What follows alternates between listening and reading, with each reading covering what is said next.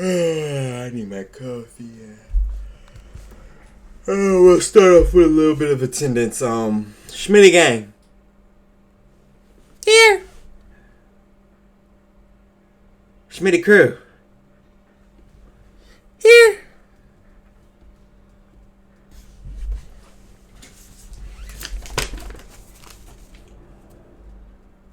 What it do? Schmitty crew! Yeah, what it do, Schmitty crew? It's your boy, LShmiitty. Just had to do a little bit of attendance right there because today we will be grading every top 10 rookies first half of the season. And I could already tell you if y'all questioning and curious on where we stand in the matter, Jaden Ivey, A+. It's like, no, because we got two rookies, so I'm going to be truthful. Jaden Ivey, B-. Jalen Duren, A+. So, every top 10 rookies first half of the season. Let's get straight into it. We got a hoop reference video. Y'all seem to love whenever I start talking about the rookies or the up-and-coming players. So, let's get straight into it. It's that basketball hoop reference. Before we start today's video, I have a huge announcement that will only take 1 minute of your time, so please stick around and hear me out. I'm excited to say that I'm launching a podcast with fellow YouTuber Garrett, who Shout out Hoops Reference. I listen to him quite often, so you know what? That shout out will like give him that much of the video. We're going through the top picks in the draft and giving them a grade for the first half of the rookie season so far. So we'll start with number 1 pick Paolo Banchero of the Orlando Magic, and his grade thus far is a solid A. Banchero. Okay, yeah, just solid A. Yeah, no, Banchero for sure gets an A+.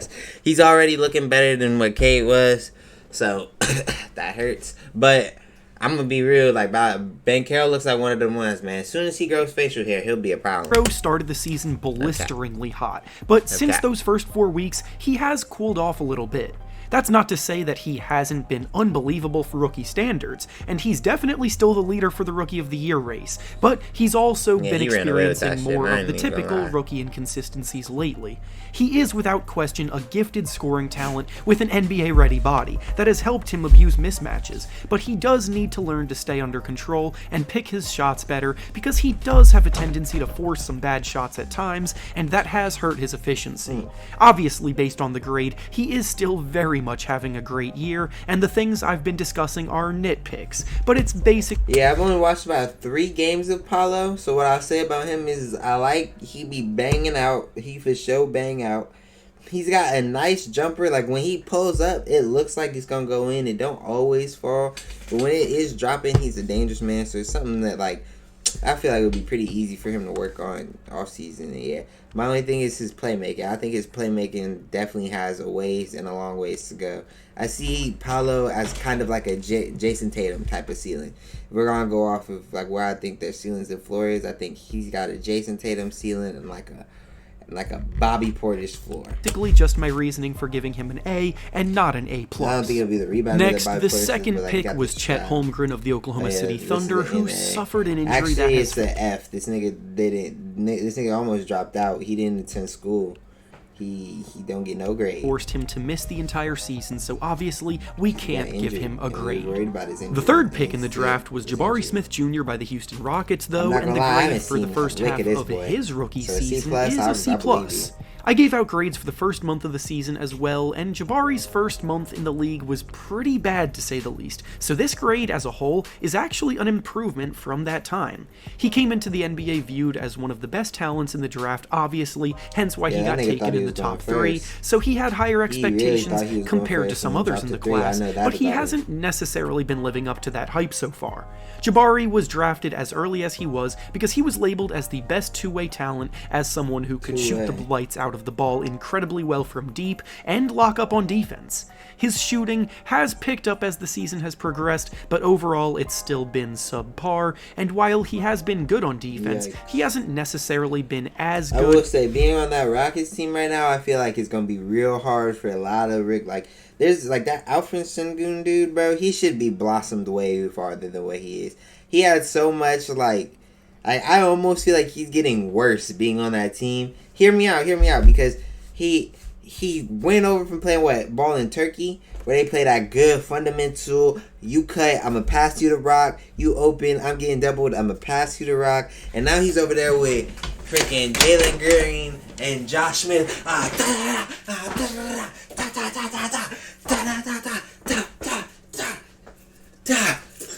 You know what I'm saying? Like they throwing passes off the glass and doing all kinds of that extra shit, bro. They just do a little bit too much over there, bro. Which is why I feel like he's just been got people out there just get their growth stunted a little bit.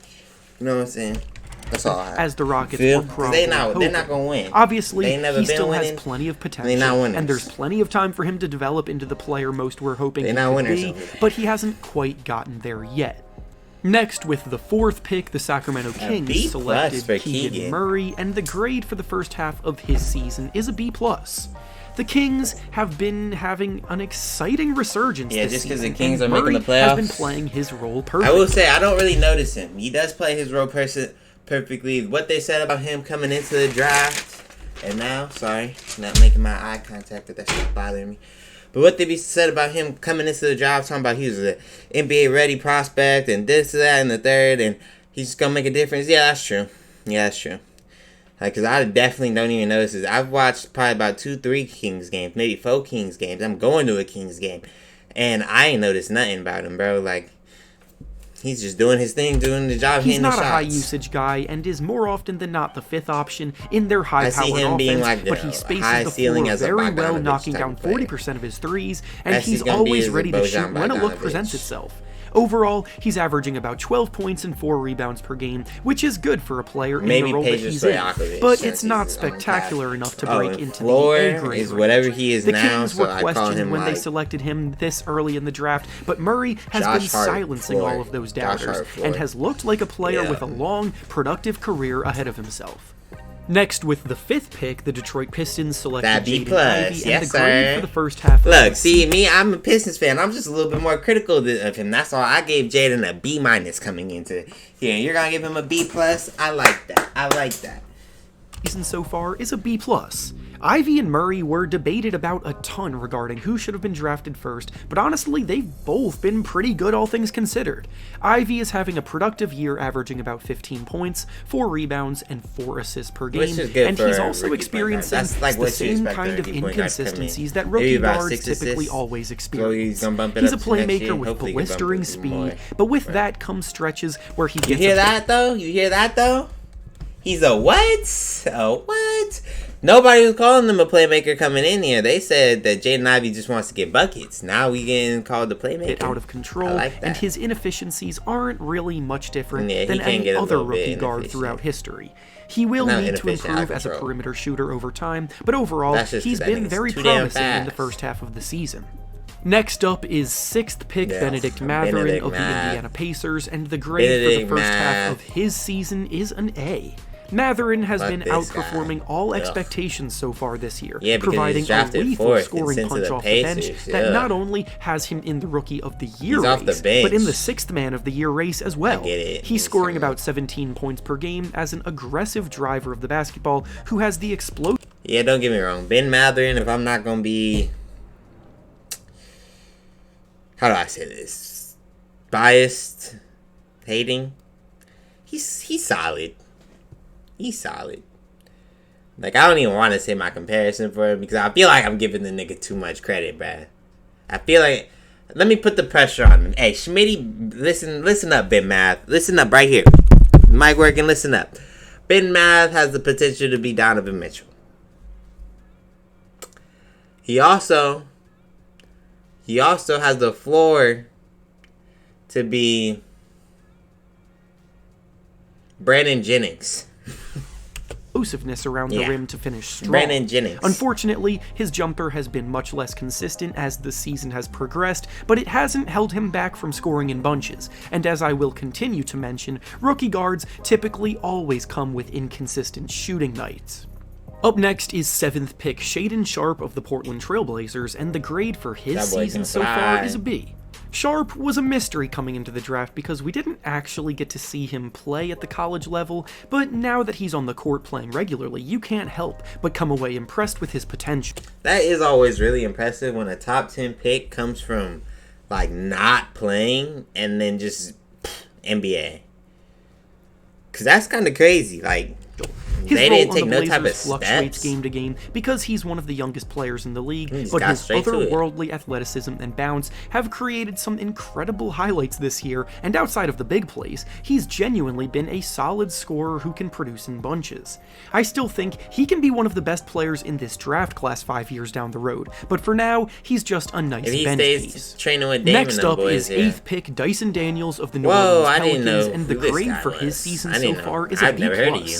This might seem like too high of a grade for a player averaging just 4 somebody I've points never per heard game, of? but Daniels 4? provides in so many He underrated better be a areas that crazy get glossed defender. over by a lot of people. For one, he a Daniels tweener? has been a smart, efficient player who hasn't tried to do too much or force things. Second, he is far and away the best perimeter defender in this draft class, and his defensive talent has been a very nice That's a boost big deal, for the 'cause they Pelicans drafted bench Herb Jones that has last needed year, to right? step up in the absence of They got both some Brandon Ingram D-boys. and Zion Williamson. He's been so impressive defensively that he has been trusted to close games on a few occasions as a teenager because the team knows that he's been their best option in that regard. Up next is Impressive. 9th pick Jeremy Sohan of the San Antonio Dennis Spurs, Rodman. and the grade Psych, for no. his season so far is a B-. Like, no, that's Sohan just is another crazy player who comparison. provides solid defensive impact already as a youngster, but offensively he definitely needs work. Hey, you better come with that defense going to the Spurs, man. Poppin' There are gonna put times up where with he that. shows off his promising Hell court vision nah. as a playmaker, but then there are times ain't where he going, he looks ain't the lost one. out there. His shooting is the biggest area of weakness that definitely needs to improve, but he's been getting better as the season has gone on, which is all you can ask for young rookies like this. And finally, the last player we'll be discussing. Who are you? Who fucked up and fumbled the 10th pick? Johnny Davis? I ain't heard of this, man. I thought... So Jalen Duren was drafted, like, didn't they have the 9th? Like, they traded the rights to him, Today right? He is should be 10th up pick here. Johnny Davis of the Washington Wizards, and unfortunately, the grade for his season is an F. Davis is the one player looking like a potential bust so far because in the times that he's been given a chance, he just looks completely out of place. He was drafted because he was a pure scoring talent who has struggled to score the ball at the next level. He spent most of his time down in the G League where you would expect a scoring talent to dominate, but he hasn't even been that impressive down there either, averaging just 12 points per game on He'll probably be subpar back up next efficiency year, though. against that level of competition. If you went from college And with to G that League, you're being still said, playing against that's better all I have for you players. today. Make sure to like the video. He's only the 10th pick. But so that'll be it today. That'll be the report cards of every NBA rookie so far. And I will holla at y'all in the next one. I should have... My boy Leak just texted me, said he had some... Dame's playing the Nuggets. And Dame and Jokic are tripping. And if you don't know, I was just in his car the other day with a crazy take, which I'm going to repeat while I have your attention, while I probably pulled some views, that Damian Lillard has just as much of an impact as Nikola Jokic. Damian Lillard has won just as much as Nikola Jokic. Nikola Jokic is overrated because no other MVP, two-time MVP, is going to lose to Damian Lillard 2 times in the playoffs. Dame got a shit team, man. Like, come on. Come on. With that being said, I'll holler at y'all on the next one. Can't wait to get into some of these NBA reactions. And I'll catch y'all in the next one. Schmitty Reacts is out of here. Deuces.